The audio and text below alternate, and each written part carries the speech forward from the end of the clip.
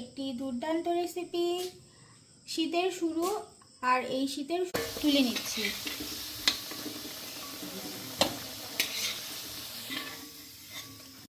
তো দেখো বন্ধুরা, পেঁয়াজটা কিন্তু ভাজা ভাজা হয়ে আসছে।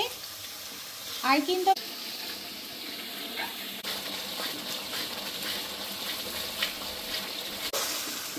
মিশিয়ে নিচ্ছি। আর এখন আমাকে অপেক্ষা করতে হবে।